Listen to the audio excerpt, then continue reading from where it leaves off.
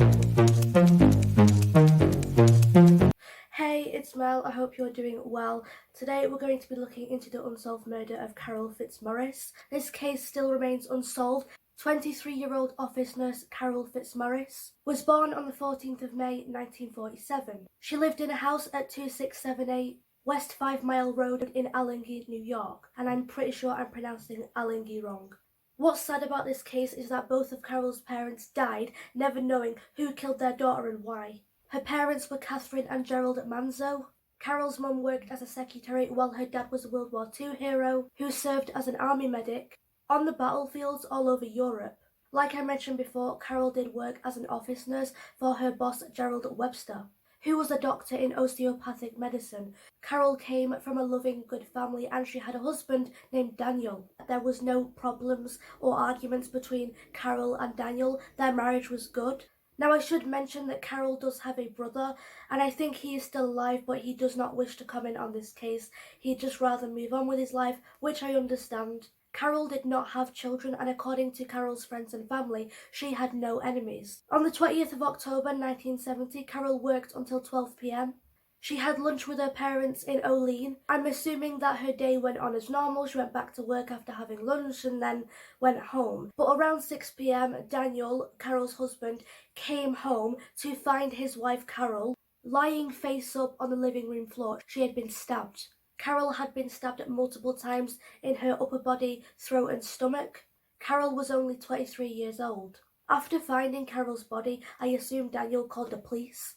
Once police arrived at the house, they found an uncooked chicken in the oven, which meant that Carol was making dinner at the time she was attacked. Police found the murder weapon, which was a long knife, in a shallow creek that was 300 yards behind Carol's house, on West 5 Mile Road, a few miles north of Olean. Once Carol's parents were notified on their daughter's death, they were obviously heartbroken. When Carol's body was found, the front door was unlocked. I don't know if that's something that she usually did on a daily. There was no sign of a sexual assault on Carol, and nothing was stolen from the house. There was no sign of forced entry in the home. An investigation was done. Investigators collected hair and fingerprint evidence, but it has still not been linked to anyone. No one knows for certain if there was any sign of a struggle. That's up for debate really. At first, Daniel was seen as a suspect. Police questioned him on his whereabouts at the time of Carol's murder. Police determined that Daniel was working in Jamestown. Daniel was later cleared as a suspect. Only 2 years after Carol's death, Daniel died in a motorcycle accident. He was 28 years old and died on the 22nd of July 1972. On the day of Carol's murder, a woman witnessed a man parked 200 yards from Carol's home. The woman described the man as having a maroon car. He was 6 feet tall and had a thin body. Later on in the case, a drawing of this man was made. Investigators later found out that the murder weapon used, which reminder was a long knife, actually belonged in Carol's home. It was a kitchen knife. Police are unable to identify the man with the maroon car parked near Carol's home on the night of the murder.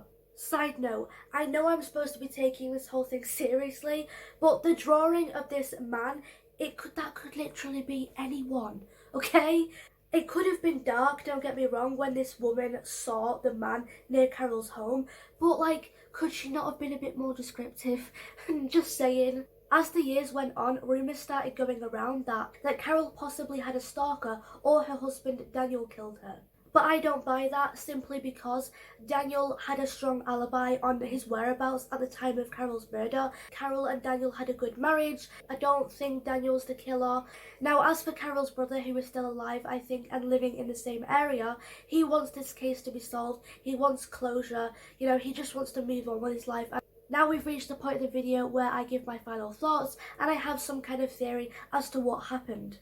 Like I mentioned before, Carol did work as an office nurse in a hospital, and I'm guessing she had a few patients. What if a patient from the hospital one day saw Carol, thought she was pretty, started being obsessed with her, and once this person was released from the hospital, they started stalking Carol? And what if they murdered Carol? Is it possible? Maybe, but at the same time, there's not evidence to back this up. Bear in mind that Carol was stabbed 14 times, which led police to believe that this was a personal attack. But I think differently, just because Carol's family and friends said that she had no enemies. So to me, a mental patient attacking Carol, that seems plausible. But also, a failed house robbery could also be plausible because nothing was stolen and Carol was attacked. Maybe the guy in the maroon car intended to break into Carol's house thinking she was asleep or not home, found out Carol was home and just attacked her and just bailed on the valuables and left the home. The theory that Carol had a stalker is quite possible, but maybe, it wasn't a patient of the hospital. Maybe it was a colleague, someone Carol was working with, maybe someone had a crush on her and just took it too far. I don't know. But anyway, those are my thoughts on this case. I do believe in the whole stalker theory, but one thing to bear in mind is that in the days leading up to Carol's death, she seemed fine. She wasn't worried about being stalked. She wasn't acting weird. She seemed completely fine. There's so much room for questions in this case, and for Carol's brother's sake, I do hope that the case gets solved. That is the unsolved case of Carol Fitzmaurice. Thank you for watching. Rest in peace, Carol, and I'll see you all very soon. Take care. Bye.